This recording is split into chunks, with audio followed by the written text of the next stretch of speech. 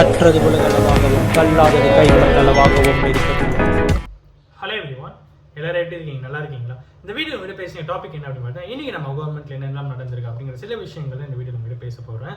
And நம்மளுடைய minister Aadhav Arjuna அவர்களுடைய சம்பவம் என்ன, அவர் இன்னைக்கு என்ன ரிப்ளை கொடுத்தாரு, அதுக்கு டிஎம்கேலேருந்து என்ன ரியாக்ஷன் வந்தது அப்படிங்கிற எல்லா விஷயங்களும் இந்த வீடியோ உங்கள்கிட்ட வந்து பேச போகிறேன்.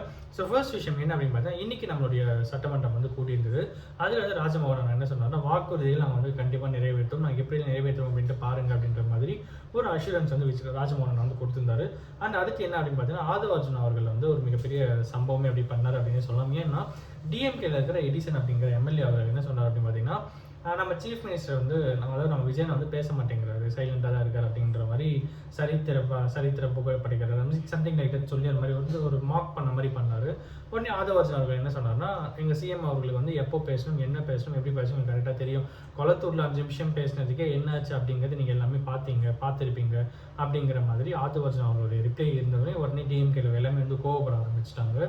அந்த ஒரு சம்பவம் இன்னைக்கு நடந்தது. அந்த அடுத்த விஷயம் என்ன அப்படின்னு பார்த்தா, அஃபிஷியலாக ஐடிஸ் அண்ட் மொபைல் நம்பர்ஸ் எல்லாமே வந்து அப்டேட்டட், ஓகேங்களா? ஸோ கான்டாக்ட் டீடைல்ஸ்லேருந்து மெயில் ஐடியில் எல்லாமே வந்து எல்லா மினிஸ்ட்ரிக்கோட டிபார்ட்மெண்ட் எல்லாருமே வந்து ஆன்லைனில் வந்து கவர்மெண்ட் ஆஃப் தமிழ்நாடு வெப்சைட்டில் அப்டேட் பண்ணியிருக்காங்க. அந்த ஒரு விஷயம் நான் வந்து பார்க்க முடியும். நெக்ஸ்ட் விஷயம் என்ன அப்படின்னு பார்த்தீங்கன்னா, ஒரு பர்டிகுலர் ஹாஸ்பிட்டல் திருச்சியில் கவர்மெண்ட் ஹாஸ்பிட்டல், அதாவது கவர்மெண்ட் அப்ரூவல் வந்து 2 நாள் வந்து கிடச்சிருக்கு. அந்த ஹாஸ்பிட்டலுக்கு ரொம்ப சீக்கிரமாக கிடச்சிருக்கு. இன்ஃபேக்ட் அந்த ஹாஸ்பிட்டலுடைய முக்கியமான சில பர்சன்ஸும் வந்து ட்வீட்டாக போட்டிருக்காங்க, எக்ஸலெல்லாம் பதிவிட்டுருக்காங்க.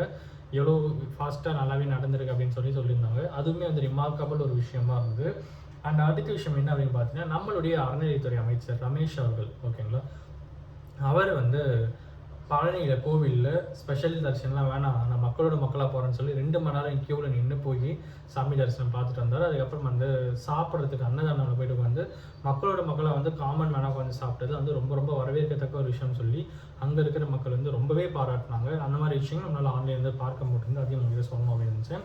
அடுத்து முக்கியமான ஒரு விஷயம், மோஸ்ட் பொலிட்டிக்கல் மூமெண்ட் என்ன அப்படின்னு பார்த்தீங்கன்னா, சி மகேந்திரன் அவர்கள், அதாவது நம்மளுடைய இந்திய கம்யூனிஸ்ட் பார்ட்டியோடைய லீடர் வந்து சி மகேந்திரன் அவர்கள் வந்து அந்த பார்ட்டியிலேருந்து டிவிகேல வந்து சேர்ந்திருக்காரு. அண்ட் அவர் இன்னும் என்ன சொன்னார்னா, நான் எப்பவும் போல சிவப்பு துண்டை போட்டுட்டு தான் டிவிகேலையும் செயல்படும் அப்படின்ற மாதிரியும் அவர் வந்து சொல்லியிருக்காரு.